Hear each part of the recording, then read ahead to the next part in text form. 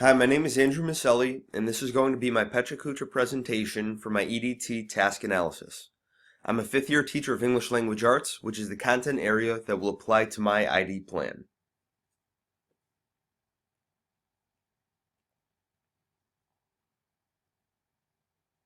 Introduction.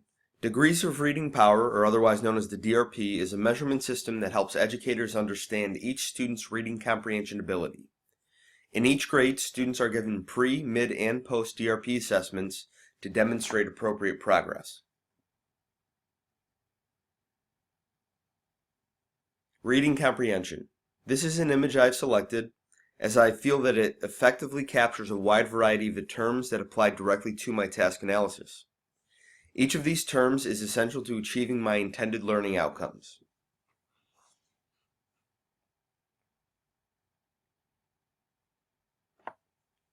The problem.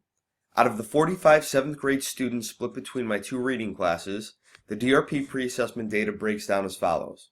27 students scored below goal, 17 students scored proficient, and 10 students scored basic.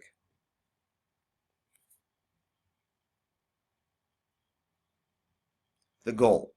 80% of the targeted students will increase their DRP assessment score by at least 4 points by May 2017.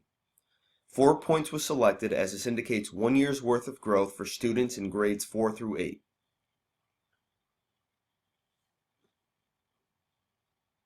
Audience. My audience can be categorized as such. Gender. 26 males, 19 females. Students with IEPs or 504s. 8 students have IEPs. 3 students have 504 plans.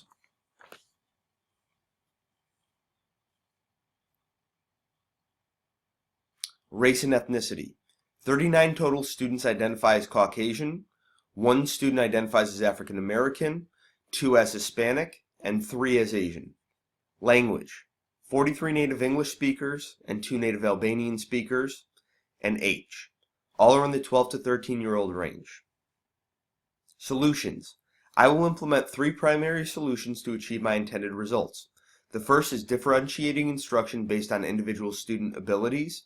The second is to track student progress of closed passages at different grade levels.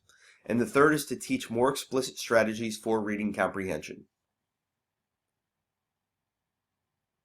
Differentiating instruction. I will use tiered assignments where the curricular content and objectives are the same, but the process and/or product are varied according to the student's level of readiness. I will also use flexible groupings where students collaborate with peers in both homogeneous and heterogeneous groupings. I found this image interesting and relevant to my task analysis because it effectively conveys the idea that all students must have access to the same content and objectives, but in a way that is tailored to their own individual needs. This is very important to meeting my intended learning outcomes. Closed passages. A closed test is an exercise or assessment where the student is asked to read the text and replace the missing words with the word that most effectively fits to complete the sentence. Performance on these closed passages will be an accurate indication of how well students will score on their DRP benchmarks. Here's an example of a closed passage. It shows the format for one of the major ways that I will be assessing student progress throughout the year to ensure that learning is taking place. This type of assessment closely mirrors the skills they will be asked to demonstrate on the DRP assessments.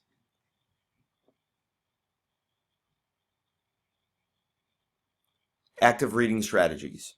Students will be required to implement the following 7 active reading strategies: visualize, make connections, make inferences, question the text, determine importance, use context clues, and synthesize.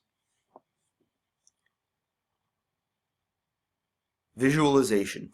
This is the first strategy for active reading. To use this strategy, the reader creates an image in his or her mind based on specific details in the text, which enhances the ability of students to engage with the given text.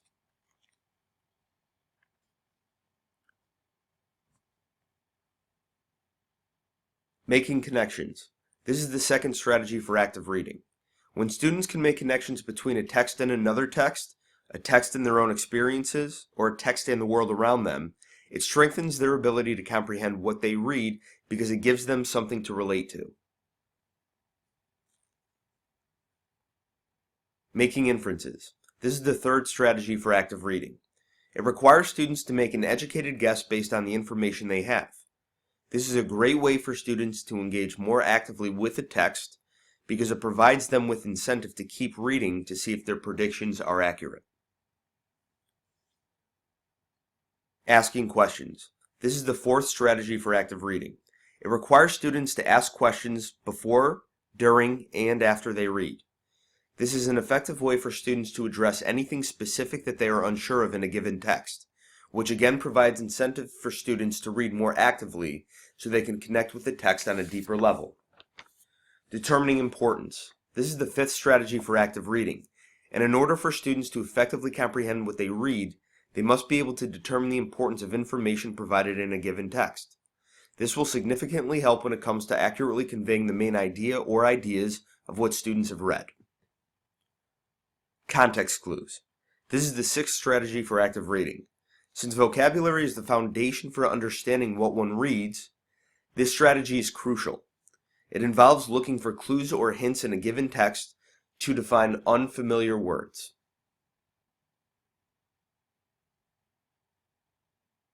Synthesis. This is the seventh strategy for active reading. This strategy involves students putting all the pieces of information together that they have read in order to gain a new understanding or perspective about a certain topic. This strategy also coincides well with students' ability to determine the main idea in a text. To conclude, these are the steps that I will follow, as I believe that they will provide my students and I with the best chances to achieve our intended learning outcomes. I hope you enjoyed my presentation, and thank you for your time. Goodbye.